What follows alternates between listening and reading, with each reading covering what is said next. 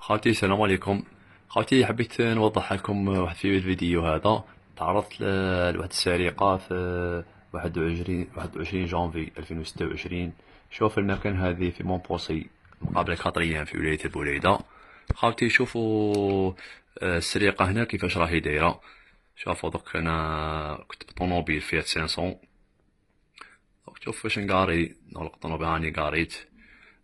خرجت من الطونوبيل تاعي ورحت غلقت الطوموبيل تاعي، بصح هي ما غلقتش. كاين انسان دار لي هذيك البيب تاع اللي ما تغلقش الطوموبيل. انا رحت للسيد، الطوموبيل كنت حاطها بلي مغلوقه، بصح هي لا هي السيد كان داير لي البيب هنا في بونبوزي صافي باش تشوف السرقه الناس كيفاش راهي تسرق. انا رحت ومن بعد كيلكو سيكوند هكذا دونك تشوفوا الانسان هذا كان داير لي البيب ديجا، كان يترصد فيا، كان يشوف فيا، كان يعس فيا.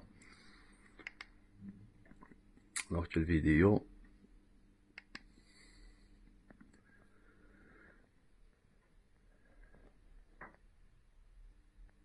خاوتي هنايا هاو راه ليكم السيد، هاو جاي زعما يلاه يهضر في التليفون، وكان شاد ان بيب هذيك تاع التليكوم تاع الريدوات في يدو باش الطونوبيل ما تنغلقش هكذا. من بعد هاي وراهي ليكم، راح للطونوبيل ديريكت فتحها شغل الطونوبيل تاعو. هاو داير ان بيب في داير في مكتوبو، فتح الطونوبيل ركب شغل الطونوبيل تاعو. هو كان يترصد فيا، دار لي هذيك البيب هذه في مونبوسي في ولاية البوليدة مقابل كاتريان. صافي الناس ردوا بالكم الناس كيفاش راهي دير. فيريفي الطوموبيل تاعك وغلقها مليح، متخليهاش هكداك. دخل داخل الطوموبيل شغل ما كاين والو. الطوموبيل تاعو رفد لي الممتلكات بقيمة 30 مليون ودالي 1100 صرف. هادي هاي وراهي لو 21 جونفي 2026 كانت 12 و5 دقايق هكداك.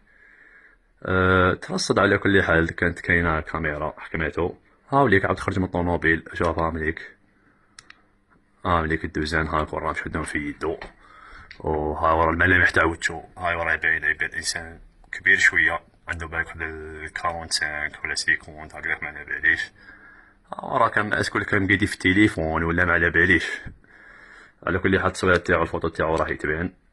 ايوا راهي راح شغل ما كاين والو، دا الممتلكات تاعي وراه رايح. صافي الناس ردوا بالكم، راهم يديروا البيب هنايا في البلاصة هذه، ديروا حسابكم.